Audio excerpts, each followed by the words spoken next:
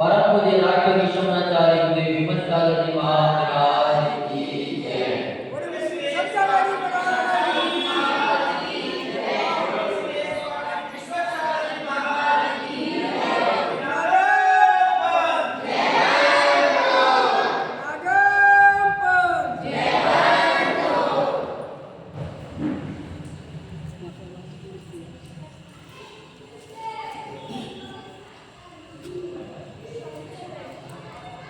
आज अपन देखेंगे कि सामान्य व्यवहार में हमको किन बातों से बचना चाहिए। तो आचार्य विराट सागर जी महाराज का ये लेख है, इसमें दो बातों के लिए विशेष तौर से सावधान किया गया है। बुद्धिमान प्राणी को सदा दो बातों से बचते रहना चाहिए। अब ऐसी कौन सी दो बातें हैं जिससे हम संसार से बचे? दो बातें राग द्वेष भी हो सकती है, क्रोध भी हो सकता है, मान भी हो सकता है।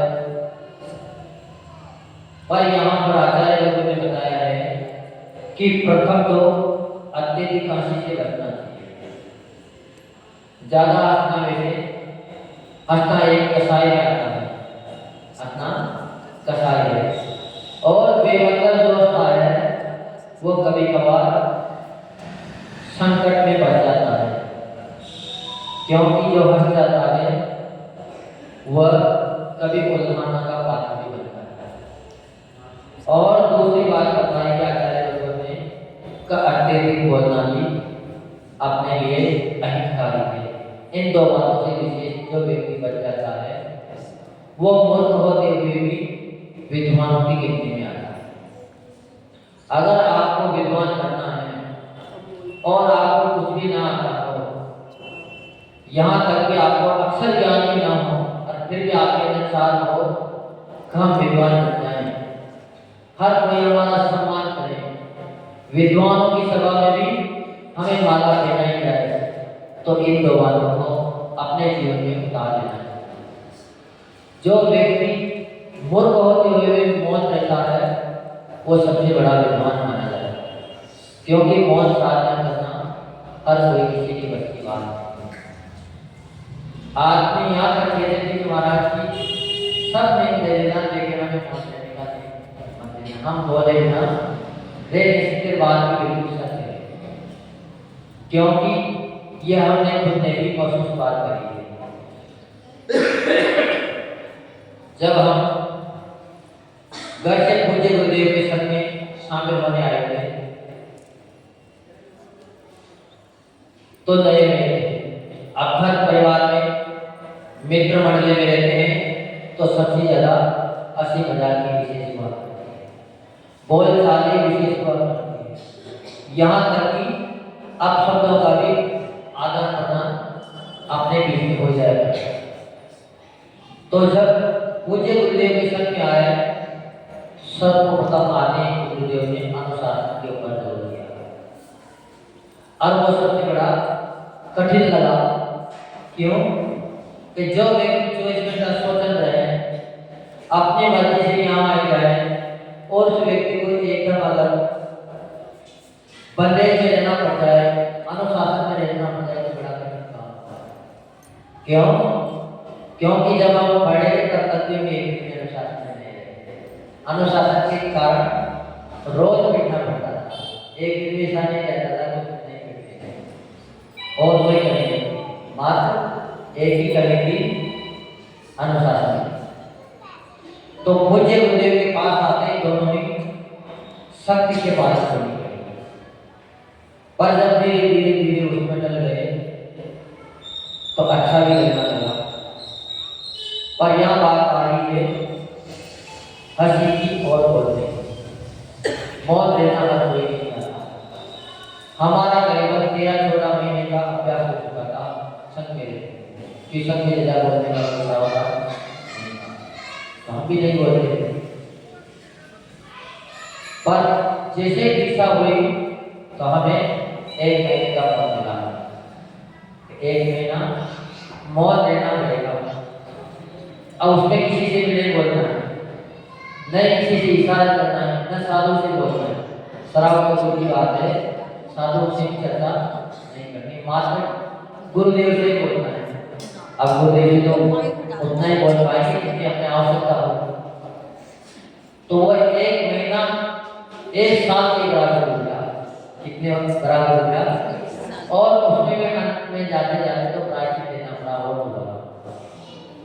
15 दिन का वो तो बना, मौन मिला क्यों कि बीच बीच में मौन टूट गया। यहाँ वहाँ की चर्चा में लगी गई तो मौन लेना बड़ा कठिन काम। जो मौन लेना सीख जाता है उसको कहते हैं कि वो विद्वान हो जाता है। पर जो हर जगह हंसी टिटोला करते रहते हैं, बकवास में फंसे रहते हैं, वो व्यक्ति अत्यंत दुखा का उसके जीवन में हर पहलू पर संकट सामने दिखते हैं। अधिक हंसने से या बकवास करने से व्यक्ति की कद्र इज्जत समाप्त हो जाती है। परिवार में भी कहा है कि अगर आप अपने काम धंधा बंद कर दिया, अपनी जिम्मेदारी पूरी हो गई, तो फिर बच्चों के बीच में, बेटा बहू के बीच में वृद्ध लोगों को नहीं होता। अगर आपका सम्मान चाहते हैं तो, अपनी इज्जत चाहते हैं तो जितना आप मौन रहोगे उतना ही आपको बेटा को सम्मान देगा। और अगर आप बीच बीच में उनको टोकते रहोगे तो सुनना किसी को पसंद नहीं, तो फिर वो क्या कहेंगे कि तुम्हारी तो बुद्धि सटा गई है, तुम्हारे अंदर कुछ बुद्धि नहीं रही है, तुम्हारा बड़ा बना गया है, तुम्हारी अकल नहीं ठिकाने है। ऐसे ताने सुनने को अक्सर मिलते रहते सहज बात। तो वृद्ध लोगों को जब उनका कार्यकाल खत्म हो जाए तो बिल्कुल मौन होकर अपनी साधना में लग जाता है।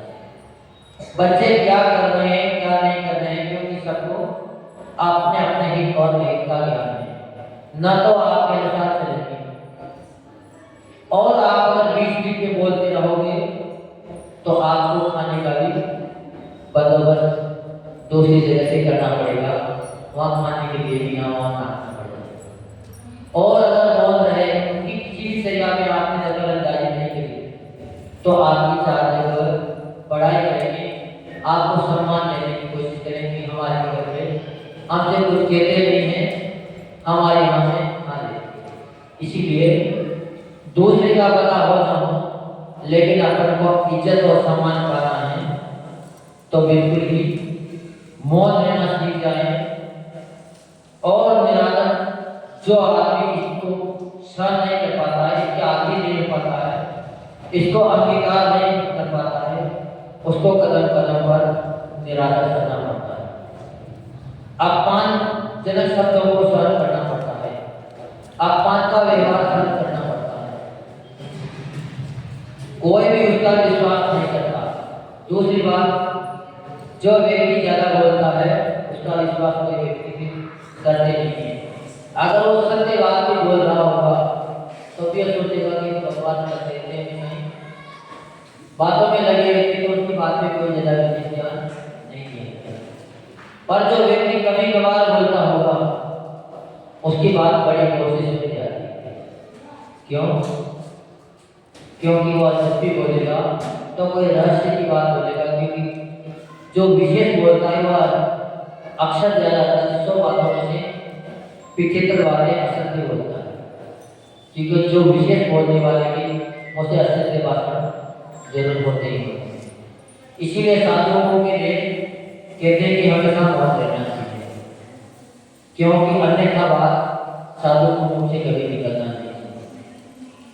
कभी किसी के ऊपर क्रोध करना नहीं चाहिए, कभी किसी के साथ मारपीट घात प्रतिघात का व्यवहार नहीं होना चाहिए, क्योंकि जो ऐसा व्यवहार करता है उसके जीवन में आत्मघात की पोजीशन सामने आ जाती है। क्योंकि उसकी बात जब दूसरा न मानेगा तो उसके बाद को प्राप्त हो जाएगी।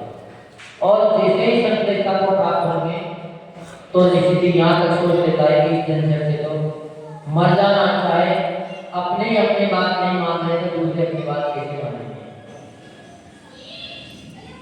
इसलिए कहते हैं कि किंचित असी से महापुरुषों को महान कष्ट उठाने पड़े। असी का सबसे ज्यादा मेन उदाहरण शास्त्र में देखा जाता है द्रौपदी का। द्रौपदी मात्र ने एक थोड़ी सी बात में हंस गई, उसने इतना सा कह दिया था कि अंधों के अंधे ही होते हैं। और जैसे दुर्योधन आगे बढ़ा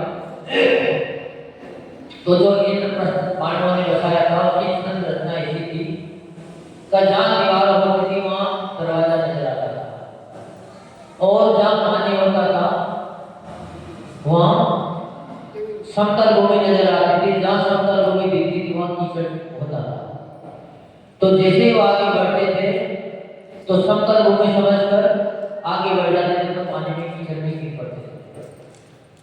और जहाँ पानी उनको नजर आता था वहाँ पानी था नहीं, तो अपनी 2-3 अंगूठे को उठाकर ऊपर चलते थे। तो इसी बात को देखकर माँ हंस पड़ी। तो अस्सी का कारण इतना खतरनाक हुआ कि असंख्य जीवों का घात हो गया। पूरे महाभारत उसके कारण से रची, नहीं तो कभी भी महाभारत की, क्योंकि बंटवारा उनका हो चुका था और आगे आगे रहती है। इसलिए जिसका प्रतिफल अनिष्ट कार्य हुआ है, इसलिए है आत्मन स्वप्न में भी किसी की हंसी मानकर अथवा व्यर्थ में बकवास मानकर, क्योंकि आप तो सहज में हंस रहे हो, लेकिन जो दूसरा व्यक्ति आपको देख रहा है वो सहज नहीं है। उनके परिणाम आपकी हंसी से खराब हो सकते हैं, और अगर अपन ने उनके परिणाम खराब कर दिए तो अपन ने मानव हिंसा कर दी। क्योंकि सबसे उत्कृष्ट हिंसा अगर कहीं देखी जाती है तो एक धर्म में देखी जाती है। बाकी की सब जगह केवल स्थूल हिंसा देखी जाती है, विस्तार रूप से मोटी मोटी जो घात कर देते हैं उनकी कोई वो लोग हिंसा मानते हैं। लेकिन अपने जैन मत में, जैन दर्शन में किसी के दिल दुखाने को, किसी के परिणामों को खराब करना भी एक हिंसा में किया गया है। क्योंकि जब प्रमाद आ जाता है तभी हंसी आती है। एक प्रमाद का ही प्रतिरूप हंसी है, और प्रमाद को ही आचार्य ने हिंसा कहा। हम साधु हैं, अगर पार्टी में बैठे हैं, आते अगर बैठ गए और वहां जीव भी नहीं था, फिर भी हमें एक सजा हो जाएगी।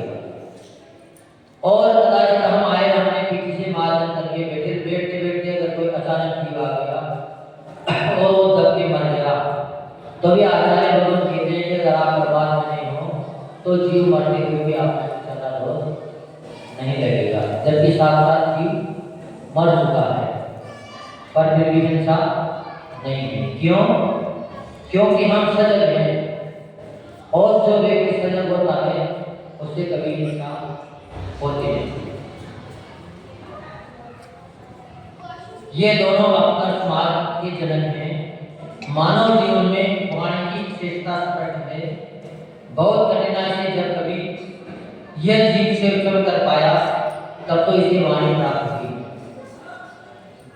आचार्य लोग यहाँ कह रहे हैं कि जो व्यक्ति विशेष बकवास करते हैं वह अगले लोगों में जाकर मूकपति हो जाते हैं, उनकी वाणी समाप्त हो जाती है, क्योंकि वाणी का मिलना बड़ा दुर्लभ है। एक जीवों के पास कोई वाणी नहीं है, तो ऐसी पर्यायों में चले जाते हैं जहाँ उनको बोलने का अवसर ही नहीं मिलता। 2 इंद्रियों की पर्याय में आते हैं तो दूसरी उनकी वाणी को कोई समझ नहीं पाता है और अनुभव निकलते हैं। 3 इंद्रिय 4 इंद्रिय तक भी जीव सही ढंग से बोल नहीं पाता, उनकी वाणी को समझ नहीं पाता। असल में 5 इंद्रियों की वाणी को भी व्यक्ति समझ नहीं होगा, अलग है कि वो अपने अपने भाषा में अपने अपने जीव समझ जाते हैं, क्योंकि उनकी वैसी भाषा है वो उसी भाषा में समझने लग जाता है। कोई अगर गूंगा व्यक्ति है तो उनकी भाषा जल्दी समझने लग जाता है, पर स्पष्ट भाषा समझ में नहीं आती। तो वाणी कब मिलती स्पष्टता में? जब शब्द की पंचेंद्रिय व्यक्ति हो जाता है तब उसको स्पष्ट भाषा का ज्ञान होगा। अन्यथा स्थावर क्रियाएं में तो इसने अनंत काल बिता दिए। मनुष्य क्रियाएं में वाणी की श्रेष्ठता का ध्यान कर हितमित वचन बोलना चाहिए। कभी भी ऐसे वचन ना बोले जिससे किसी को परेशानी हो। हमेशा मीठे वचन बोले, जो मीठे वचनों को सुनने वाले दूर से भी अपने पास आके बैठ जाते हैं, और अगर अपनी वाणी में कर्कशता है तो अपने भी अपनों से दूर हो जाते हैं, वो भी अपनों की बात सुनना पसंद नहीं करते हैं। अगर आप अपना भला चाहते हो, जो भला चाहने वाले हैं उनको आज से और प्रताप से सदैव जो रहना चाहिए सदा इन दो बातों का सावधानी से विशेष ज्ञान जो व्यक्ति रखता है वो निश्चित ही अपने मंजिल को प्राप्त कर लेता है और अपने जीवन को सार्थक होने पर कर लेता है। इसलिए इन दो चीजों पर आज मुझे गुरुदेव की लेखनी ने अपन दोनों ने समझा, आपने भी कुछ समझा और हमने भी कुछ इसको ग्रहण किया कि अब इस पर थोड़ा सा और चिंतन किया जाएगा कि जितना बोलते हैं उसे भी कुछ कम कर दे तो अपना जीवन और सुमधुर बन सकता है, क्योंकि वाणी को विराम देना ही सबसे बड़ी कला है। विद्वान करना है तो मत देना सीखना है, और अगर मूर्ख की देना है तो फिर जितना बोलो उतना ही करने मूर्ख आप हो गई बन जाओगे। जो प्रभु के राष्ट्र में शोणाचार्य जी विमर्श सागर जी महाराज की जय। कार्य में कल सभी ने कुछ कुछ जाना था,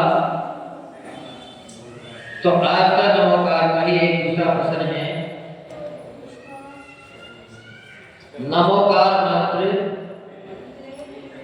कौन सी शताब्दी में लिखा गया था? इनको बच्चे भी बता सकते हैं, बड़े भी बता सकते हैं। बताओ भैया। अब आपकी बारे में समझ में नहीं आ रही, पहले और मेरा नाम आप पहले तक खड़े होना चाहिए। क्यों खड़े हो के प्रसन्न का ऐसा समझ नहीं का आपकी परिस्थिति है, पर फिर भी जितना आप उठोगे बढ़ोगे उतना ही आपकी फिटनेस स्वस्थ हो जाएगी। नमोकार मंत्र कौन सी शताब्दी में लिखा गया था? हमने ये पूछा है, शास्त्र का नाम हमने नहीं पूछा है। शताब्दी आपने शास्त्र का नाम बताया है कि संकटा में लिखा है। आप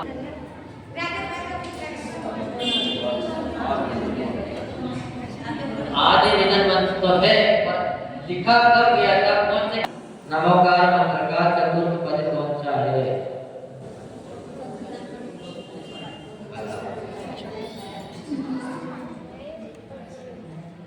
नमोकार मंत्र में चौथा पद नमो हुए चारण में। नमो हुए चारण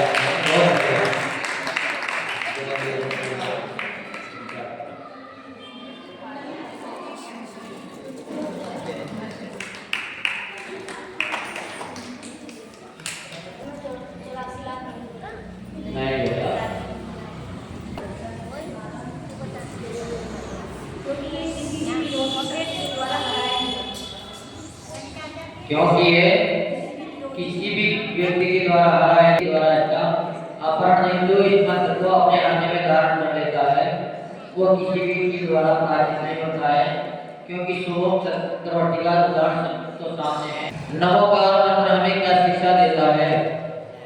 नमोकार मंत्र हमें क्या शिक्षा देता है?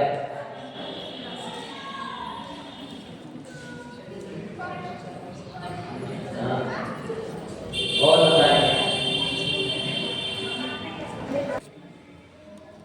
चलो बच्चे बताएंगे।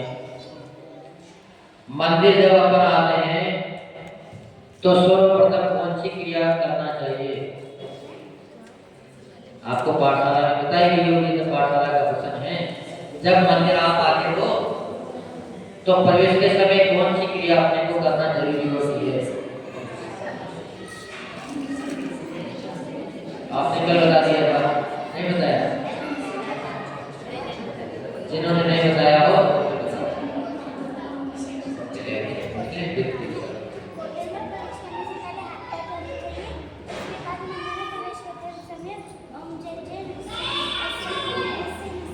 बहुत बढ़िया। आपने को करना चाहिए।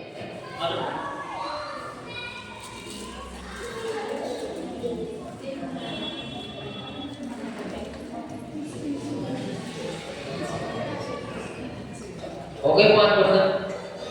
नहीं हुए 5%? बता दो। जो परम पद में स्थित होते हैं उन्हें प्रकृति कहते हैं। बहुत बढ़िया। पीछे पड़ा।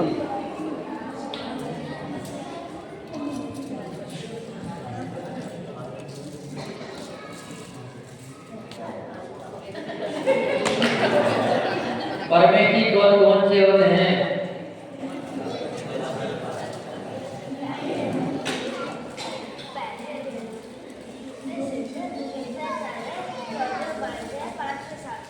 बहुत बढ़िया। परमेटी 5 होते हैं, भारत आचार्य उपाध्याय और साधु।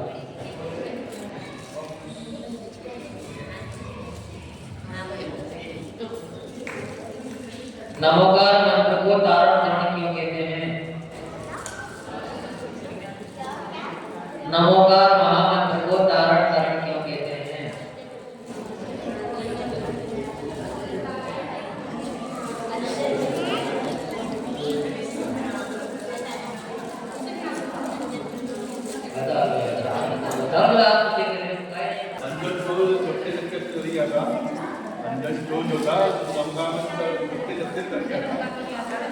नहीं, उसी उत्तर सही है पर शास्त्र के अनुसार नहीं है। नमोकार मंत्र को धारण करने इसलिए कहते हैं कि एक पापों से उद्धार करने वाला है, पापों से तार देता है, संसार से पार लगाने वाला है, इसी धारण करते हैं। ये जो तारने वाला है हाँ, भगवान में तो नमस्कार कैसे करना चाहिए? पाठशाला का प्रश्न है, बहुत सरल प्रश्न है।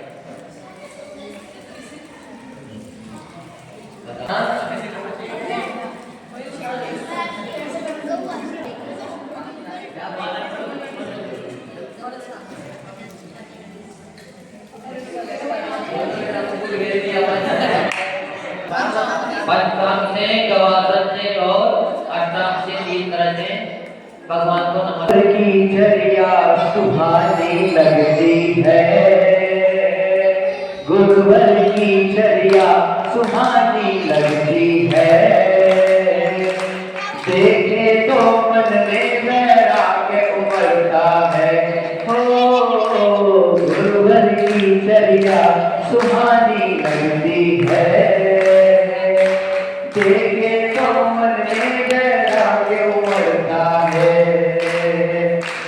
पल भर में कैसे तोड़ते हैं बंधन, पल भर में कैसे तोड़ते हैं बंधन, करना लगता है, गुरुवर की चर्या सुहानी लगती है, देखे तो मन में वैराग्य का बंधन, ज्ञान से जोड़ा है देखो आत्म का संबंध, पंच इंद्रिय पर विजय जिन्होंने पाई है, ज्ञान की देखो वहीं पे जोत जलाई है, मुश्किल अब तो पाप छुड़ाना लगता है, मुश्किल अब तो पाप छुड़ाना लगता है, देखे तो मन में वैराग्य उमड़ता है, ओ ज्ञान के आंचल में देखो बंध गए मुनिवर, ज्ञान के आंचल में देखो बंध गए मुनिवर, मोह माया को ही छोड़ हो गए गुरुवर, तेरे चरणों की गुरु हम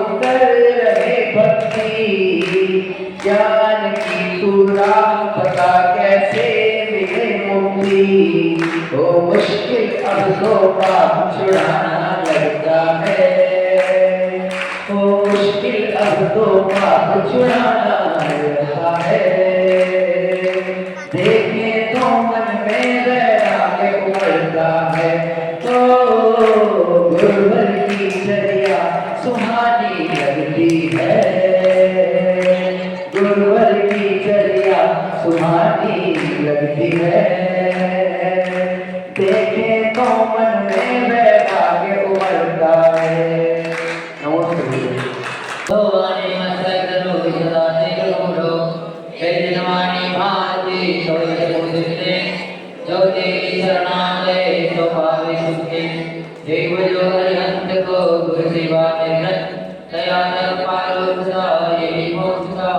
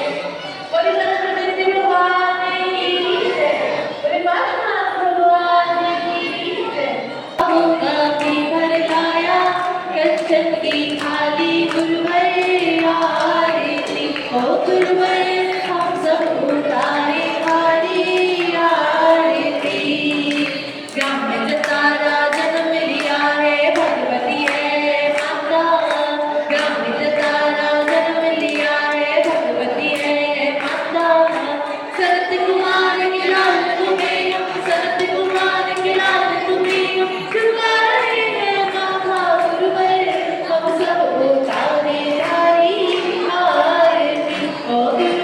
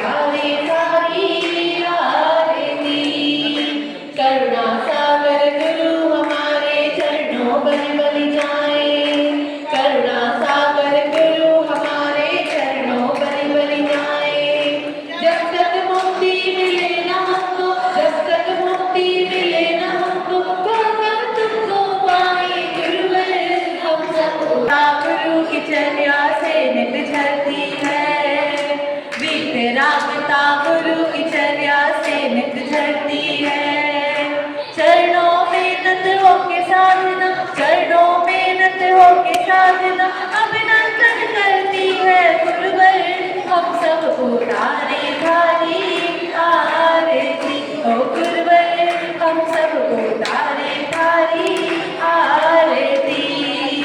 छोटे बाबा सिद्ध क्षेत्र आहार के आप कहाते, छोटे बाबा सिद्ध क्षेत्र आहार के आप कहाते। जो भी श्रद्धा से आता है, जो भी श्रद्धा से आता है, सबके कष्ट मिटाते गुरुवर, हम सब उतारे थारी आरती। ओ गुरुवर, हम सब उतारे थारी आरती। अतिशयकारी बाबा है ये जो भी चरणों आते, अतिशयकारी बाबा है ये जो भी चरणों आते। अपने मन की सभी मुरादें, अपने मन की सभी मुरादें वो पूरी कर जाते गुरुवर, हम सब उतारे थारी आरती। ओ गुरुवर, हम सब उतारे थारी आरती। शांतिनाथ प्रभु के रघुनंदन सुर नर सब गुण गाते, शांतिनाथ प्रभु के रघुनंदन सुर नर सब गुण गाते। यक्ष यक्षिणी संग देवगण, यक्ष यक्षिणी संग देवगण पूजा नित्य रचाते गुरुवर, हम सब उतारे थारी आरती। ओ गुरुवर, हम सब उतारे थारी आरती। रत्नों का दीपक